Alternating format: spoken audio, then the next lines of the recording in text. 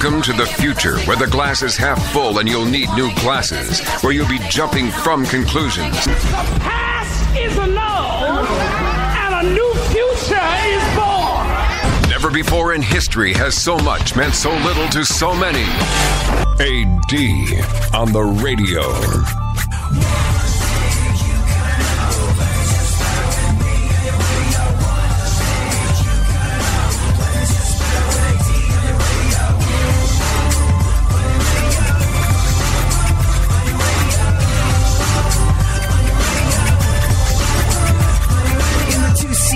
It's you and the senorita. Whooper blowing up the tweeter, cause it's me up in the speaker. Knocking the mama seat top down like a player. And the sound up in your ears, it is the dopest rhyme. Say I run a game like a cheater. So many people I know are just hanging on by a thread at the moment. And I don't know what it is. I don't know what it is about 2016. I don't know what it is about the last 6 months or so that seems to have put so many people I know and I love and I care about in tough positions. I mean, the show airs in Houston, and Houston was declared a disaster area after the flooding. So many people I know are losing jobs. So many people I know are facing taxes, death, taxes, these two things that are insurmountable, that are always going to be a part of your life. If death hasn't gotten someone you love this year, chances are taxes are getting you. I know people that are doing exactly the same thing that they've done for the last 5-10 years. Same accountant, more or less the same paycheck, same deduction, same everything. What the hell do you mean you're going to come to my house and take everything except one stool to sit on and I'm being audited? It's crazy. So many people are just going through it right now. So many people are in the mire. And if that's you, hang in there. I don't really have too terribly much to say about this because everybody's different circumstances are exactly that, different. There's the old adage, when given an option, be kind. Everybody's fighting a battle that you don't know anything about. And that's some excellent advice about how to treat people in this day and age. And always, through the good times, the bad times, and all the times in between. Opting for kindness will always get you there faster. It will get us there as a race. It will move that ball of humanity further down the field so that we can all relax every once in a while and go, whew, okay, everything's okay. But it's continuous effort, not strength or intelligence. That is the key. Winston Churchill. And I don't know what it is you're mired in. I don't know what it is you are dealing with. But it just seems to me like everyone around me over the last couple of months has been in some way or another struggling. I mean, life's a constant struggle, but it seems like things are tougher than they've been in the past now. And if that's you, like I said, hang in there. Life continues to throw me some curveballs. Life continues to knock me down at the knees. What's the old expression? The hits keep on coming. And to me, it's been a tremendous exercise in strength and being resilient. I know you might hear me bitch about the workload on the show every once in a while. Not specifically this show, but this and the other 8 that were responsible for getting on the air around here. But quite frankly, and we won't bore you with the details just because if you've listened to the show for a little while, you know what's been going on. Quite frankly, the thing that has kept me going has been the ridiculous workload, the need to put one foot in front of the other, the need to produce something, the need to meet a deadline, the need to achieve something by the end of the day. That has been what keeps me going. And maybe that can keep you going. When times are tough, when you're wondering what the purpose is that you serve in this life, when you keep getting hit, when the hits keep on coming, bearing in mind what you're doing when you wake up in the morning, that's going to help the world continue to turn in your life, in your home, in your community, and in the world. That might be a source of strength for you. Another source of strength is unity. And we are entering an election season. We're in it. We are in it. We're deep in it. And politicians of America have us, I think, more divided than we ever have been in our nation's history. Certainly in my personal history, I don't remember people ever being at each other's throats in this way in the past. And I would call on you to bear in mind that these people who would represent us do not speak for one another, do not speak for us. They speak for themselves and themselves only. And I would ask you, as we are divided, as you are dealing with tough times, I would ask you to remember that unity is strength. When there is teamwork and collaboration, wonderful things can be achieved. Maddie Stefanik, thank you so much for hanging out. Joanna Angel's on the show today. Yay!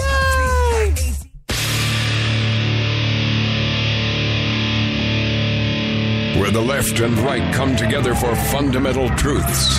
AD on the radio, on Twitter at ADSXE. I do what I want, when I want, how I want. Every day you're going and working, running that rat race at that pace and that place will leave a bad taste for anyone, everyone working day after day. So buddy, I gotta say that there's gotta be a better way, yeah.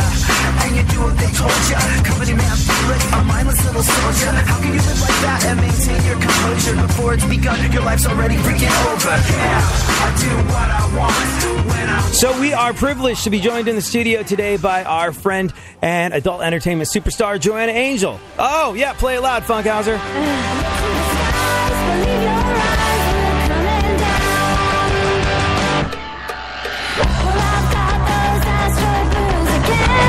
So catchy. So good. Are you still working on music? Like, we talked a lot about music in the past. Every once in a while. It's hard, you know, this time is limited. So, yeah, I haven't written a new song in a little bit, but we'll see. Busy with other projects? Yeah, busy with stuff. So I think one of the most frustrating things about the creative musical process is that, you know, the time it takes from like, oh, I've got an idea for a song to it let me sit down takes a while, yeah. Mm-hmm. It takes a while. And then you got to record it. You know, it's just like you have to cut each individual track. You drums, the hi-hat doesn't sound right. We got to go back. And by the time you have realized the vision, that thing that you heard in your head, you've heard it so many times. You're blind to. You're like, is this good? I don't know. I've heard it 8 million times, not counting the times it was just playing in my head. Do your creative process with what you do, you know, conceptualizing stuff from soup to nuts, no pun intended, but from soup to nuts in the creative process of what you do in the adult entertainment world, is it the same thing? Does it take what is the starting point and what is the finishing point, and how long does that take between the time where you get an idea for a shoot and then it's done and released and ready to go? For a shoot? Or, you know what, from the time that you have an idea for something and then it hits the streets, that's it's able to be consumed. I'm very used to, like, I mean, I usually, with my productions, we shoot at the end of the month. So I spend, like, the beginning of the month thinking about everything. We shoot everything at the end of the month, and then I try to release everything. I don't like to hold on to stuff for longer than like 3 months. I try to kind of get it out in the world because content is like, it's like a car, you know, the value can like go down, you know, so you don't want to release a scene and then have it be a girl that's like not in the industry anymore. Been driven off the lot. Right. Or it's like the technology just changes and you're like, oh, like no one shoots with that camera anymore. Like, why? That looks so old, or I don't know. There's also, you know, there's trends and niches and whatever in the porn industry. And you don't want to like shoot something specifically for something that's kind of hot at that minute and then have it not come out for like another year. We used to do that. I used to hold on to content for like a lot longer. Now I'm like, nope, no. You know, I was actually realized I was ahead on content for a little bit. And I was like, so we just took a break from shooting because I'm like, if we keep shooting now, everything's going to come out like 6 months later, and I didn't want that. So I'm like, all right, let's just take a break for like a month and then get back on it. But, you know, from the thought until it's in my hands, it's really not that long, like 2 months. That's why it drives me crazy when I meet people in Los Angeles that have this idea and you see them like 3 years later and they're still talking about that same idea and it didn't happen yet. And I'm like, oh my God. in the past 3 years, I've made like 50 ideas happen. Like, what? Like, maybe it's just not meant to be. I don't know. If I can't make something happen fast, like, I kind of give up and I don't care about it anymore. And maybe that's good and maybe that's bad. But anytime someone's like tells me like, oh, well, these things take time, I'm like, I think if something can't happen in a couple of months, like, it's probably not going to happen. I don't know. You know, I mean, think that's just a lazy excuse people like to give people when they're just not doing a good job at something. They're like, oh, well, these things take time, like whatever that is. It's like, no, I don't know.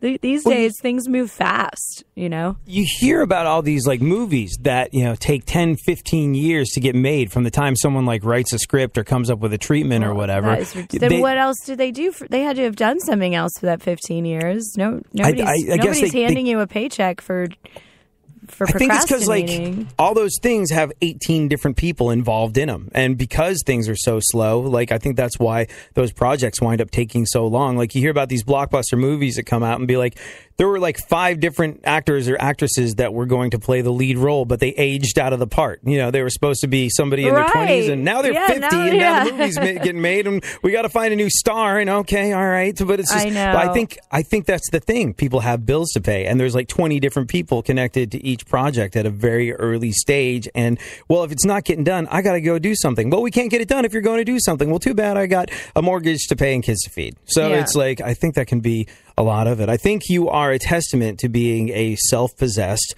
owner-driven business. Like we've said it before on the show, but it always bears repeating. You are an entrepreneur, and you were one of the first people to kind of start your own adult entertainment empire out of college. And I think that what you just said, hey, if it's not going to happen in 3 months, it's not going to happen. That's a big part of why you've managed to do all the things that you've done. Yeah, I set realistic goals for myself, and then I meet them, and then I'm on to the next goal, you know, instead of like this pipe dream of a goal that's probably not going to happen, you know. You know, what when you do set goals, what do you, that's very interesting to hear that you said that, just because there's people have workshops on setting goals, like set the game of life up so you can win with realistic goals. Apparently people need training on that stuff. I'd be very interested to hear how you set goals, and we'll talk about it when we get back. Our guest on the show is Joanna Angel. Where can they tweet you, Joanna? At Joanna Angel. Tweet me. Duh. Ask me stuff. Duh. 10 with puppies in my face, and Dad gotta join the human race. Time for a yawn and a stretch and a walk, you see. Don't get the blues, get all the news. We mean all of you guys out there in Radio Land. All aboard! He's back. AD on the radio. Give it up, yeah. Give it up, yeah. Bring this on, come on, come on. That's the way you do what we do. That's the way you do what we do. That's the way you do what we do. You do what we do. You do what we do. That's the way you do what we do. That's the way you do what we do. That's the way you do what we do. You do what we do. You do what we do. Well, it's a new one. Here I come again, coming again, taking it back to the place. So we are staring down the barrel of a weekend that signals the beginning of summer, and I know a lot of people are sitting there going, oh, it's swimsuit season officially. I was hoping to become that ripped, toned, shredded, single-digit body fat having super athlete with a six-pack that I could flex on the beach the way I never, ever, ever, ever will be able to. But so many people are talking to themselves now going, I didn't become that ripped, toned, shredded super athlete the way I promised myself I would on January 1st. And it really says something about setting the game of life up in a manner that allows you to win. And Joanna Angel, adult entertainment superstar and entrepreneur and owner of her own empire, is on the show today. And she just talked about setting up small goals so she could achieve them and move on. Do you is this a conclusion you arrived at naturally, or did you have to think about, how did you, because it's smart and not enough people have that on lock? Yeah, I don't know. It just kind of seemed logical when you're running a business, because I don't have a boss. I don't have somebody being like, Joanna, today you have to do this. So I have to give that to myself, So you have no structure if you don't have a goal.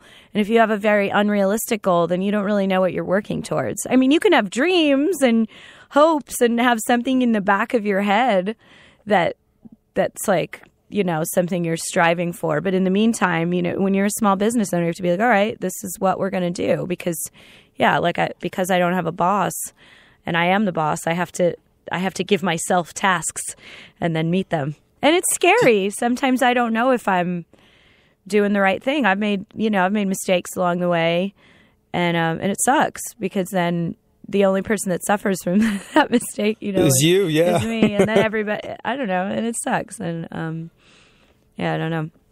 Do you what you got to do? Do you ever wish that you were just a performer as opposed to somebody that ran your own business? Oh, sometimes I do, and that's why I get so. And I hate that term when people say that to me because I have so much respect for the performers in this business, and so I wouldn't want to call it just a performer, but I know what you mean. Yeah, I'm not trying to minimize performance. No, I know. I hate when people say that. They're like, oh, like you're a director, you're not just a performer. I'm like, there's nothing wrong with being just a performer. But yeah, there's nothing wrong with being just a performer, but you are so much more beyond like every part of the creative process. There are times when I hear because a lot of my friends are performers, and sometimes when they're all talking about work and stuff, and and they complain about it in their own funny way, or they're just like making fun of certain directors or whatever. And I'm just like, oh man, like I'm kind of jealous right now that you just, you can go to work, you can kind of have fun with it and then step out and go home. And you know what I mean? Like I can't do that. I can't be like, you know what I mean? I can't sit on my own set and start. I relate to what you were saying so much because like I got to be this dude that goes on the radio and talks, but I also program a radio station. And there's times where I look at the people that, like to me, like maybe I'm foisting my own baggage off onto your situation because I say to myself, I wish I was just an on-air person all the time. I use that word just to describe everyone around me. But then I say to myself like, if I wasn't doing that, then who would take responsibility for the overall picture of how the station sounds? It would probably suck, and I wouldn't be able to live with myself if I bailed on it. It's such a catch-22. Yeah, and it's weird. Sometimes I feel kind of like left out because I'm like part of the man or something. It's like when a girl or a guy for that matter, when any performer will start complaining to me and be like, oh, the other day on set, I just sit around for 6 hours and blah, blah, blah, blah, blah. Because, we all like to complain a little bit. I start feeling bad for the director that they're talking about. I'm like, wait, well, do you know what happened that morning? Do you know this? Do you know that? Like, I start feeling... And I do that with anything. When my sister the other day was complaining to me about her boss, I all of a sudden started seeing things from where her boss was coming from and couldn't have any empathy for her. I'm like, God, this sucks. I can't just be a normal person in society anymore. Everybody wants to complain about their boss. And now I can't listen to it. I start getting offended in the name of the boss. And I start trying to investigate the story to really decide if that person had the right to complain or not. I don't know. So it's tough sometimes. It is, and it's tough. Well, you are living your version of the American dream. You had an idea and you grew it into an empire. You're your own boss. You take responsibility for everything that you do. And it's, honestly, there's so many people that listen to this show that be like, I want to be my own boss. I want to have my name of my company on my business card. I don't want to have to answer to someone. And, it comes with a lot of, other consequences. Just, at the end of the day, you can't just take a paycheck and not think about it. You have to make a paycheck happen. and everybody's looking to you as to when their paycheck is going to happen. And that's a tough thing. It's hard to be responsible for other people's livelihoods. It's a lot. So you've been doing this since college, right? Yeah. College, since you've run your own business since college. Do you think you could ever go back to working for someone else? I don't know. I work for other people on smaller levels. When I do dance appearances, I show up, I do my job, I get my fee, and I go home, and I'm an employee of someone else for the weekend. Right. My show on Vivid Radio. Right. I go there every Tuesday. I host a show there, and I'm working for them. But so little things like that kind of make what I'm doing at Burning Angel make sense. I mean that I do, and I actually did, for the first time in 10 years, take a job with another porn company. I got a directing deal with Hollow Films, which is a virtual reality porn company. Is this that thing where you put on the goggles and you look around and it's 3D, like immersive experience? So I was, entertaining the idea of starting my own virtual sounds like reality. The future. It is the future. It really is. Scary. It's weird. The future is so scary. But I was entertaining the idea of doing my own virtual reality stuff, but I don't know anything about it. Mm-hmm. And then when Hollow Films, who I think are the absolute best at making virtual reality in the adult industry, they were like, hey, would you want to direct for us and do some scenes for us? I was like, yeah, that sounds like a much better idea. Like, let me do stuff with them. And then maybe eventually, like, I can have them build a virtual reality site for me or something like that. But it's kind of funny, me going to set and I'm like, okay, what would you like me to do, guys? Right. But I was still hired. They hired me to direct other things. But do you feel like that frees you up creatively as opposed to having like a billion other things on your mind? It actually, it does, because I go to set and my only job is to create, and I don't have to get stressed thinking about like a bunch of other things. But I still try to put the pressure on me. I mean, I do treat it like my own. When I'm booking everything, like I still try to do things in a really cost-effective way. I can't stand people wasting money, So when I was like budgeting everything for them, they were like, wow, like I was like, oh, you don't have to pay for that. We can do it like this, or you don't have to pay for that, or we can do it like this, or like, and they were like, it's fine. We have the budget. I'm like, no, don't like waste money where you can't, because I want to keep my job there, so I wanted them to know that I care about their expenses. So I think I have a certain empathy for them that you can only get if you are working for yourself. Do you know what I mean? Am I making any sense? You're absolutely making sense. And like, because I was my own boss. I didn't do it successfully. But when you're in a band, ultimately you're your own boss. And when, went from high school to a record deal to like being on the road, you're always thinking of like, well, we can get T-shirts done for 50 cents less from this guy over here, but he's in Osceola, which means where are we playing in Florida so we can pick him up and all this sort of stuff. And you're always thinking that way. And now I work for a giant corporation and like, they're like, we're flying you like into town to go do this thing, and I was like, well, I can get a much cheaper rental car than that. I'm like, why am I stressing about this? Yeah, no, I feel the same way. I don't want other people, but that's good. That's what, if an employee was doing that for me, that would definitely earn their keep. Yeah, see, I think that I'm earning my keep, and then I realize nobody freaking notices or cares, and I should just take the money and run whenever I'm given the opportunity to do so. Take that fancy rental car. Get that Porsche. Last time I rented a car, this has nothing to do with anything, but they're like, the car's $11 a day. Or no, the car's $10 a day. I was like, really? All right, cool. Oh, but once they start tacking on all those fees. Well, no, and then I got there and I was like, they're like $10 a day, and they're like, for $11 you can have a convertible like Mustang. And I was just like, I went from a Kia Rio to a Mustang for $1 more a day, and I was just like, surely some mistake. This can't possibly be right.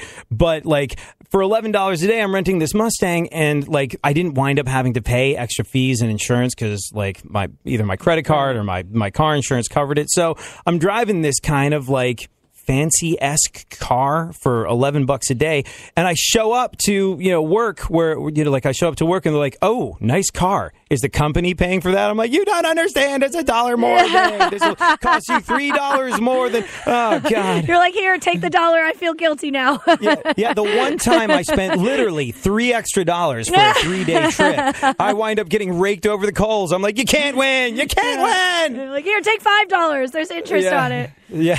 Yes, exactly. Oh, well, thank you. I'm glad you acknowledge. I acknowledge having Joanna Angel on the phone. As time goes on, too many people want to be the best. They want to change the game. They want to do this. They want to do that. And I'm like, I just want to keep going.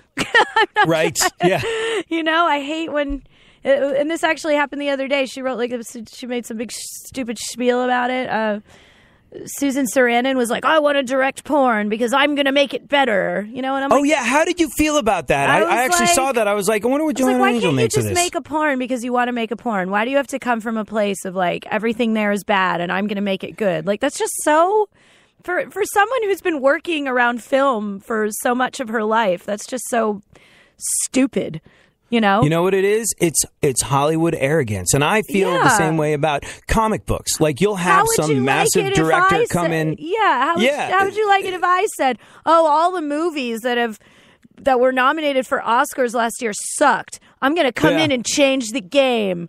Yeah. You know, like, no, you're not. You're just going to go and make a movie. If you want to make a movie, make a movie. But why do you have to act like, I think it's that attitude that drives people insane, It's there is a Hollywood arrogance where like Spider-Man, like they changed who Spider-Man was in one of the early films. I think it was the first one where they're like, he makes his own webbing inside his body. No, he doesn't. Spider-Man's a scientist. He came up with web shooters because he's a freaking genius. Well, we don't think that people would buy the idea of Spider-Man being a genius as well as a superhero. Really? Guess who's been buying it? All of us since the day Spider-Man came out, since day one. But no.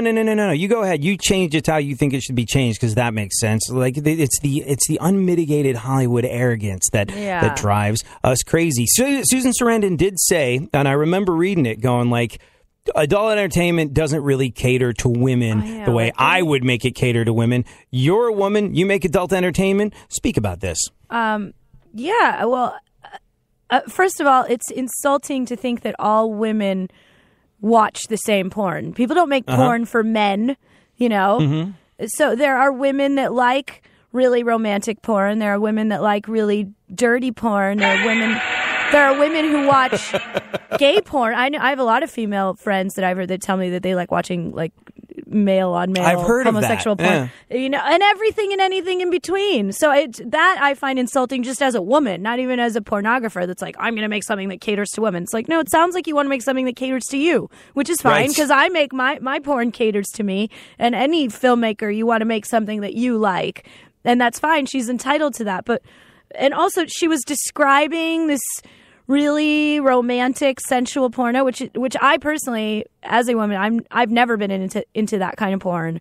A lot of women aren't into that kind of porn, but the porn she was describing does exist. There are entire companies that are based off that. It's so funny because I was reading it, I was like, this is a thing already. Yeah, it's been a thing for a long time. It's like she didn't look around. Why couldn't she just say, I've got this great idea. It's on my bucket list to make an adult film. I can't wait to do it. Like, that would have been enough, That would have been enough. We cannot get enough of Joanna Angel, which is why she's back with us for more next. Jamming on the one like Theo Huxtable. Days like this when I feel untouchable. I try and make up for all the wrongs I did by living my life like a Cosby kid. Jamming on the one like Theo and Stevie. I know it sounds crazy, but you gotta believe me. When I feel like I just can't make it through, I try to think what would...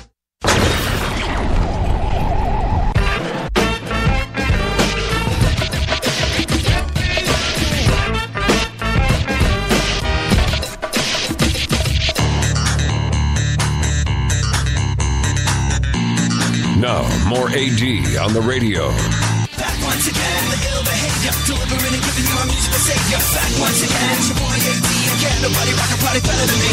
Back once again, the ill behavior, delivering and giving you a musical savior. Back once again, it's your boy AD again. Nobody rock a party better than me.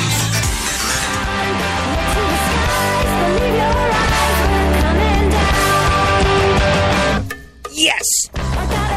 So, one thing I've noticed works for me when it comes to, you were talking about, Joanna Angel is our guest on the show today, and she was talking about lots of different types of adult entertainment working for lots of different people. Susan Sarandon came along and with that typical Hollywood arrogance said, I'm going to make porn that is good for women. It's never been made before. It's never been done like this before. And there's like 8 million different companies doing exactly what she talked about, but potato. But it's interesting you should say that different stuff works for different people, which obviously it does. But I've discovered I have I have a much more difficult time becoming invested in something. Not that I need to be invested, but it's going to work better for me if there's just a hint of a storyline. I don't need the full movie. I don't need the whole, but like there has to be some sort of plot, some sort of situational thing outlined for it to really catch my attention. And I don't know why. I love making movies with plots. That's my favorite thing to do. And I get very offended when people don't watch the plot. It really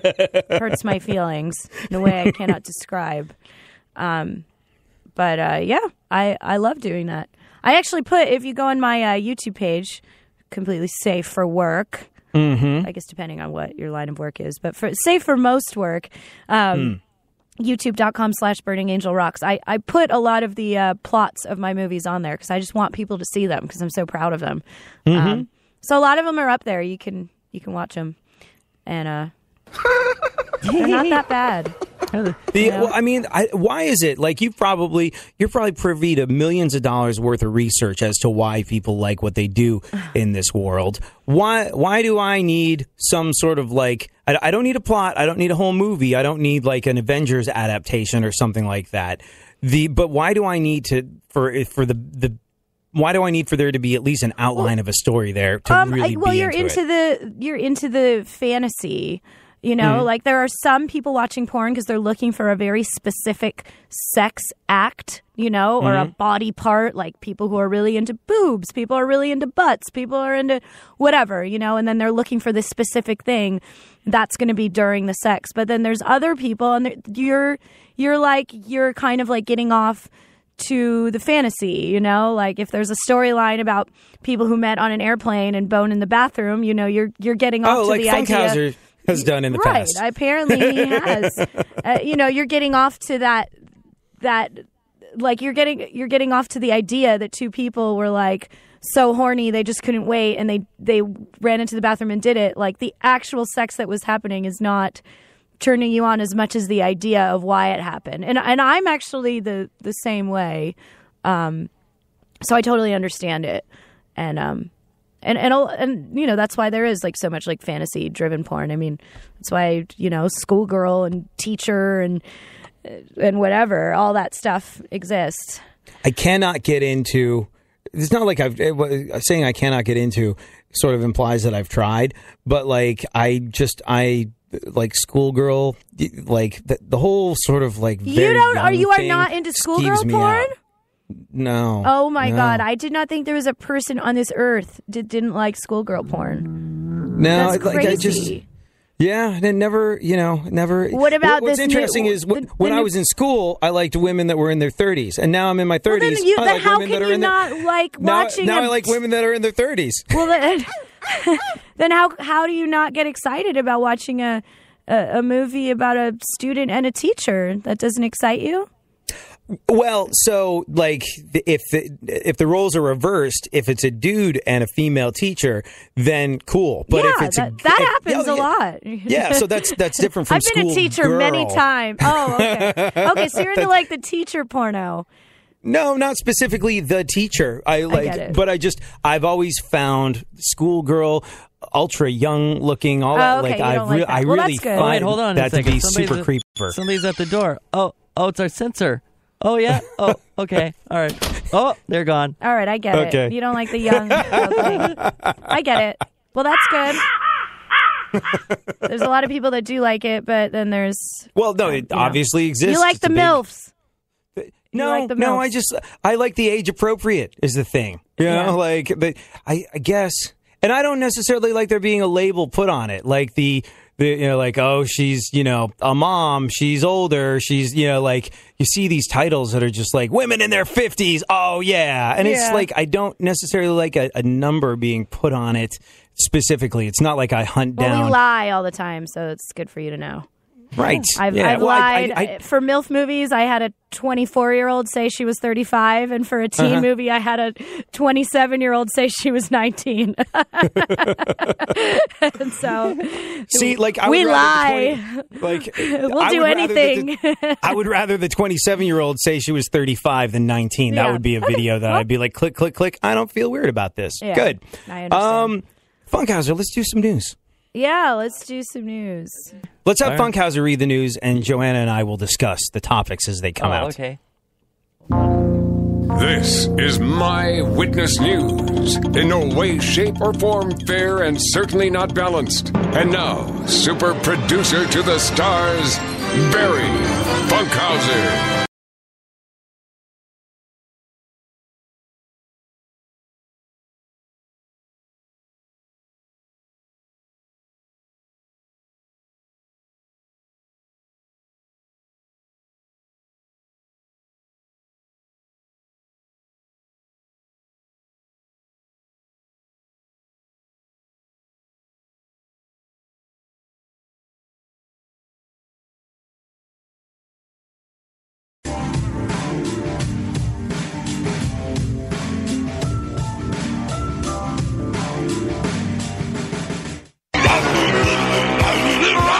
There's something happening here, and you should know what it is. The Dumbing Up of America. Now, more AD on the radio.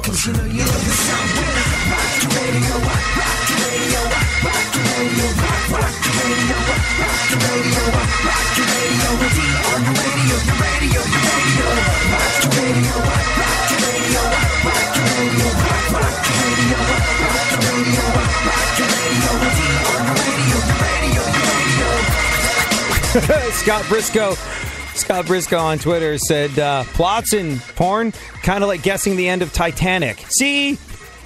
Oh, come on. Yeah, Whoa, come on. man. Whoa, man. Whoa. Just because That's you can predict the end of a movie, that doesn't mean there's no point in watching it. When you watch like a horror movie, you know who's going to live and who's going to die, but you still want to see how they get there.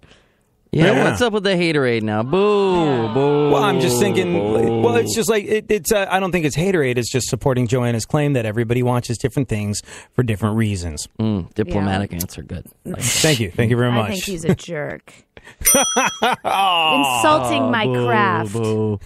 Shots fired on Twitter there, Scott Briscoe. Yeah. So let's get on with what remains of the news, Funkhauser. We were talking about South Korean scientists who have invented ice cream that cures hangovers. What's so different about this ice cream? I don't eat ice cream, so I don't really know. But that sounds like it would be horrible for a hangover. Well, I think when you have a hangover, you want to eat something greasy. Yeah, sugar. Yeah. A pizza or a cheeseburger. I think it's the best hangover. You know, like a friend of mine and I, or Tylenol, had a hangover cure. Like I don't drink now, but we had a hangover cure that I used to swear by, which was chocolate milk, barbecued potato chips, and some form of adult entertainment utilized to completion. And we were good to go. Of course, we were like, 18, 19 at the time. And I think we just bounced back from everything a little bit better. But like, it was a fail-safe, and it worked many, many times. I don't know. A lot of people are all about this because, like, you spend so much time fantasizing that, like, what if this, donut actually contains sit-ups, or what if these potato chips are chock full of vitamins, and like the idea of a medicinal ice cream. That's kind of cool. I told some friends about it, and they're like, okay, so safe to say that everybody else is competing for second place when it comes to this year's Nobel Prize, because that's clearly the winner. But you wouldn't partake, Joanna?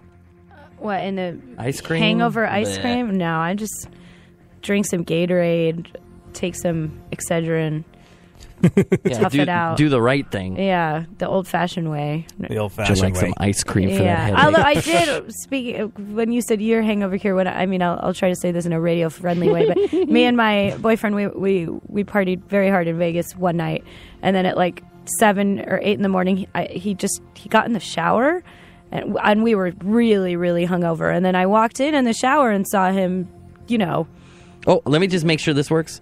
Okay. Yeah. And I was like, hey, what are you doing? Like, I'm here. What's going on? And he was like, oh, and he got really embarrassed. And I was like, this is weird for you to get out of bed and like go to the shower and please yourself. That's what are you doing? And he was like, oh, this always helps my hangover go away. And I was like, really? I just is that something men do? Because I've never done that to make my hangover go away. I have to say what you just described is such an excellent example of just, you imagine what life might be like for certain people, or if you were a certain person. Is that like no one in their right mind would imagine you go to Las Vegas to party with your girlfriend, who is Joanna Angel, and that you would, who is ready, willing, and able, and then you would go take care of things yourself. Like, no one would ever imagine that would be a thing ever. And I was like, well, why didn't you wake me up and we could have just, whatever. And he's like, no, I am too hungover for that. But for this will take care of my hangover. I didn't get it. I was like, I don't have, a penis, so I don't know what it's like. But yeah, he wasn't like horny, it was like a means to an end type thing. That was good. See, like to me, like I It's would pretty like funny. if It is funny. Yeah. But you would never imagine that would happen. You never Yeah. imagine like you're in Vegas partying with Joanna Angel and that you would take matters into hand, so to speak. But it's just like, but the thing about that is like, if I were him, not because I was looking to cure a hangover, if I were him.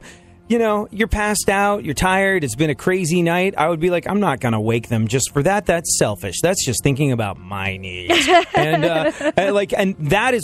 I would probably be equally as embarrassed if I was caught en fuego in the act in the same way. But also funny. the other thing that you would think about, your relationship is that embarrassment about that sort of thing wouldn't enter into it all that often, but apparently it does. Yeah, no, it did. It was very funny. I for a minute got really bummed. I was like, is something wrong? Like, are we that couple? Are you not attracted to me anymore? And he was like, what are you talking about? He's like, no, I'm telling you, this cures my hangover. So I don't know. Yeah. Grass is always greener. Funkhauser. Right. What else is going on in the news? Yeah. Kris Jenner wants to change her last name back to Kardashian. She wants to change it back to Kardashian? I think that's how you pronounce that. But she's not married to a Kardashian. Oh, no, her first husband was the Kardashian, right? Yeah, the first husband was a Kardashian. Then I wonder if you change your name, can you change it back to someone that you are, like the guy's dead, so can you change your name to, I guess if you're his widow, maybe that gives you right to go I think retroactive backward. And also you can change your name to whatever you want to, really. Like there's that bop bop zibbity bop boo wop dude that punched cops. Do you remember him? Yep. Anyways, but you can change your name to whatever the hell you want to. So I guess that's all right for her to change it legally to change her name back to Kardashian. That's fine. But to me, she'll always be old, skanky, morally bankrupt, shamelessly willing to prostitute her daughter's maniacal, evil, human, garbage, smut, peddling, fame, whoring, pimp mama. But Kardashian works. Where did that come from? You've got some anger, man. Yeah. Would you? You're in the entertainment world. Yeah. She's a manager, but only to her daughters, I think. Right. Like that. Those are the only people she manages. If Kris Jenner / Kardashian said to you, I want to manage you, would you let her? Yeah, I would. She makes those girls a lot of money. Yeah, it's kind of true. I don't care. I'll be like, I'll take it. What do I have to do? I wouldn't care. I don't know. I don't hate on the Kardashians the way other people do. I like... It's just fun to do it. And people say, oh, they're talentless. They don't deserve that money and this and that. But, as somebody, I've had people make documentaries on me. I've had cameras follow me around, for a couple days at a time. And I'm annoyed at the end. And I can only imagine. They are entitled to make a good amount of money. Their whole lives are sacrificed for our entertainment. And I don't think people really understand that. They cannot do anything without reason you were not okay being followed around with cameras is because you're an artist, you're a creative, you create things, you run your own business. You already have something they do.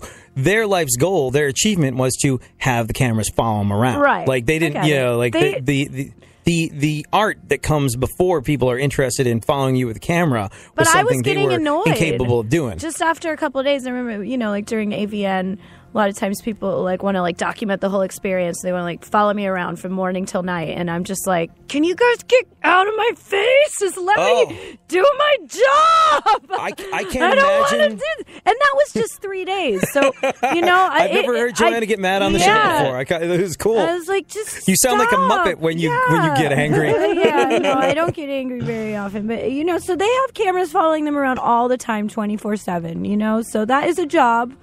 Maybe it doesn't take that much skill to do that job, but it's a job nonetheless. And they are a real life. You saw that movie with what's his name in it? Jim Carrey. Yeah. The Truman Show. Yeah. They are that. They really are. With no plot. Yeah. We have been watching their whole life. No comedy. It's kind of crazy. I don't know. I don't hate on them. It's weird seeing the kids grow up into it. I think that's because the other folks were kind of weird. vaguely. We watched those kids grow up.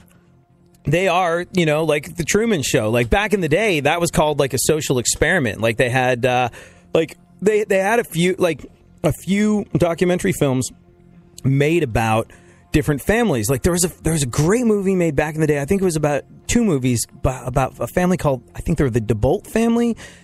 And Henry Winkler, the Fonz, like my parents made me watch these. They're old movies from the 70s, but like my parents made me watch these movies, and it was following the lives of a family that adopted. Just like the parents wanted kids and wanted to look after kids, and they fostered kids and raised all these kids that had no one in this beautiful, loving home. And that was like one of the first reality shows, but that was like an in-depth documentary thing, and they did 2 of them. Like having cameras follow you around day in, day out. And you know what? You're right, because our night guy here occasionally brings local bands in, like, hey, here's your little piece of fame, come in. Like, oh, this is AD. He's on in the afternoon. We're going to talk to him on the air for a second. And without fail, and I get it. I understand that, it's kind of a thing for them, and that's cool, and I shouldn't begrudge them. But without fail, they always walk in holding, like filming something on their iPhone, or like sometimes they brought a camera for documentary purposes or whatever. And it's just like, oh, come on, don't do that. Don't walk in here filming me, not telling me that you're going to do that. I'm not in the mood. To tell B, people that. Yeah, it's just like, so when somebody shows up with a camera or filming something, I'm like, no. Why don't you stand over there? I'll take a picture of you. How about that? Yeah. Leave me alone. Leave me out of this. Yeah. I don't want to show up on YouTube like looking surly and annoyed that a band shows up in my studio. That's not what I need. They should tell you that ahead of time. So, yeah. So I guess that in as much as that you are right. There is a certain amount of, maybe not talent, but resistance that it takes to be a Kardashian. Yeah. So let them be over there. Let them be over there. In their kingdom. Yes. Funkhauser, what else?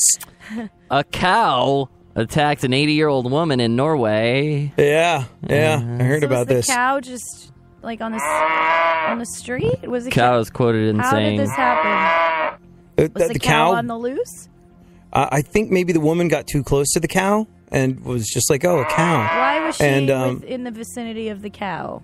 I don't know, but the cow viciously attacked her, and that's like apparently it's very sad, and it's very unusual as well, because cows don't usually become aggressive. This was a violent cow. Maybe somebody put too many hormones and steroids in it. That was not an organic cow. It was not an organic. It was not grass fed. Pasture raised. Yeah, I don't trust that cow. First, it sounded like bull to me. Because something like that is unheard of. Ooh. I was utterly dismayed to find out it actually happened. Oh, you have to stop. It's a moving violation. Folks, we gotta do something about these jokes. Should I stop? Yes. I guess I've milked this one for all it's worth. Oh, that's it? My God, the time just flies by when Joanna Angel is on the show. Thank you so much for hanging out, Joanna. Yeah, thank you. This is always fun to be here. At Joanna Angel is where you can follow her. Follow me. BurningAngel.com as well, right? Yep. Where else? Quick. At Joanna Angel and BurningAngel.com. Go get my fleshlight. tinyurl.com/JA fleshlight. It's awesome. You know how a lot of times you feel like it's cool to turn the other cheek and give people the benefit of the doubt even when they don't deserve it.